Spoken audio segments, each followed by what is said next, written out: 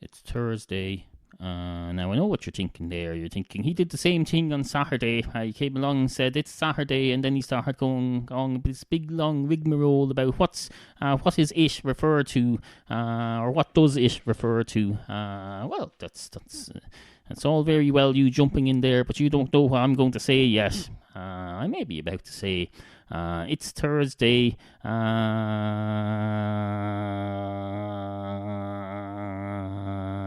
And then I'll just do until it fades out. That might be what I'm about to say. That hadn't occurred to you, had it? No. You just you're all ready to jump down my throat and attack me. But no, you don't know what I'm going to say at all. You've just decided I'm going to attack him. I'm in an arrogant mood. I'm going to jump down his throat. That's what I'm going to. And not in a good way, I can tell you. I'm going to be like a cat who's seeing a bird out on the green over there that I'm looking out at right now. Except it's white today. It's green and white. It's like if you make a very white, creamy mashed potato and then you put too much parsley on it. That's what. Although you can't have too much parsley because it doesn't really have a taste. Not in the dried, sprinkled form anyway. So you can't have too much parsley. Although if you put it on the grass, it's a bit wasteful, especially out in a public area like that. It's not like there's any kids going to have extra fun playing on parsley-covered grass that they wouldn't have if they were playing on ordinary grass. Although actually it's probably dangerous if this grass is covered in frost as it is at the moment, and I sprinkle parsley all over it, that's going to hide the fact that there's frost. People are going to slip on what they think is grass, but is in fact icy frost covered in parsley that looks green, so it looks like there's no frost there at all. Although maybe that's I suppose you could blame the child for that if they slip on that, because they can't tell the difference between grass and parsley. I blame the educational system for that. If a child goes out on a day like this and can't tell the difference between grass and parsley, it's not like it's dark out, unless I suppose if the child is visually impaired and can't see very well, that might be used as an excuse. But no, these children, it's a frigging victim mentality we have nowadays. You go out. All I did today was make a fictional reference to parsley being sprinkled on a frost-covered public playing area, and now I find out I'm going to be sued by all these people because of this parsley that looks like grass. I'm not responsible for that at all. Give me a frigging break. I'm just trying to make a podcast here. I'm trying to get my setup right on my new equipment. I've got sellotape today. I've sellotaped my new microphone to my new microphone stand that isn't compatible. Look, the sellotape. Whatever the non-branded name of it is. I think I call it sticky tape. I don't want to be promoting one particular sticky tape manufacturer just because they own the name. I don't come along here and say, look at that Hoover, isn't that a great Hoover? Hoovers are great. No, I don't. Not least because people might be thinking I'm referring to that Hoover guy who a lot of people don't like. What's his name?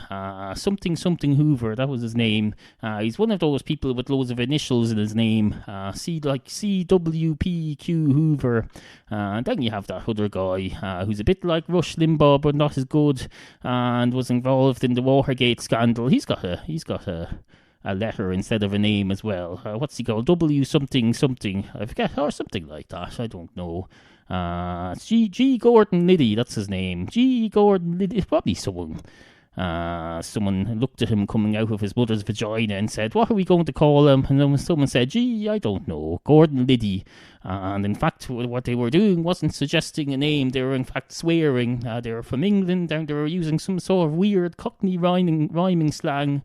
Well, not necessarily weird. That's perfectly normal within the world of Cockney rhyming slang to say something like, gee, Gordon Liddy.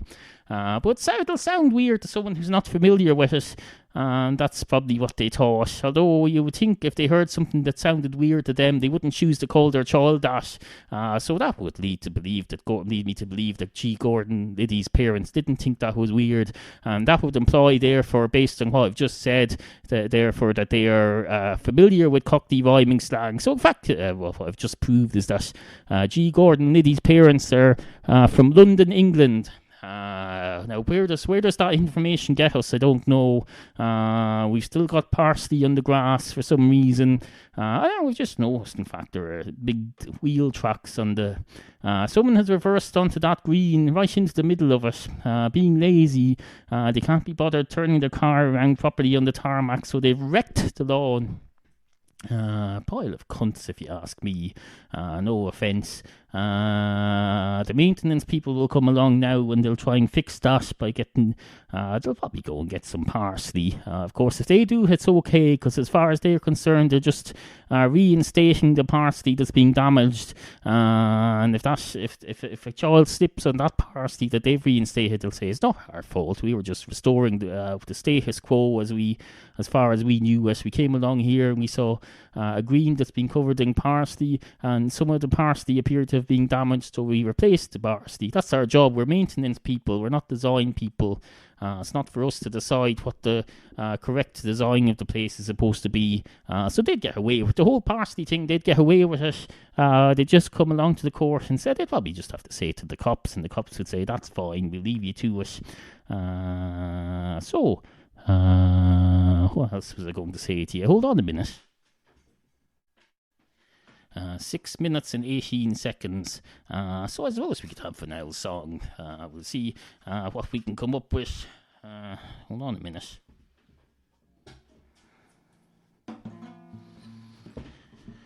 Let's see. Oh,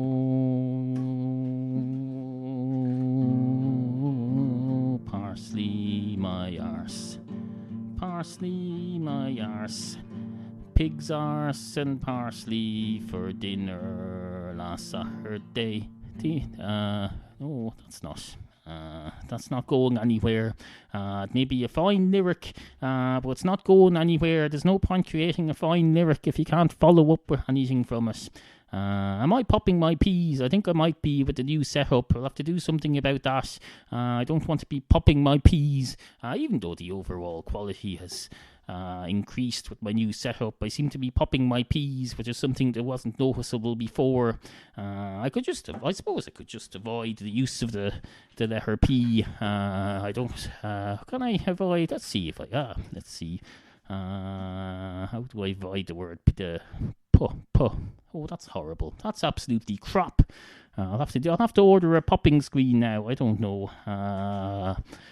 Because I don't know, does my guitar pop, I wonder? Because there are certain notes to make it, because you can create any sound on a musical instrument, so presumably you can recreate the letter P. Is there a particular string that will make a P sound? I don't know. I don't want to find out now, because it'll just add to my embarrassment of having installed a new studio and then having my P's popped. Yeah, it's definitely there. I can hear it popping. Presumably you can hear it as well. I don't know yet, because I'm not listening to the recording, because it doesn't exist yet. But nonetheless, no, I can't have that. Interesting. The sound that sounds best on my new setup, I'm finding, is the belch. I love listening to myself belch, especially over these big headphones. It's absolutely fantastic. I could belch all day long if I had the power within my stomach to produce such a thing. But no, you can't. You can't go around intentionally drinking and eating things that will make you belch. There's limits to these things. You have to look after your health first.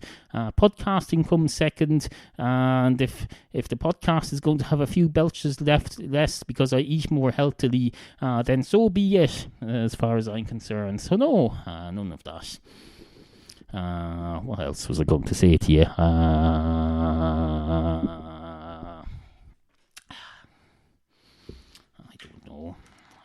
We'll try a bit of this.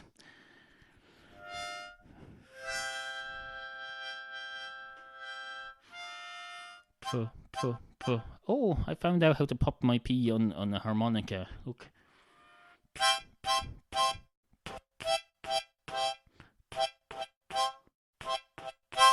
Again, where does that leave you? I don't know. We haven't achieved anything with it. I'm just filling time here. I don't have.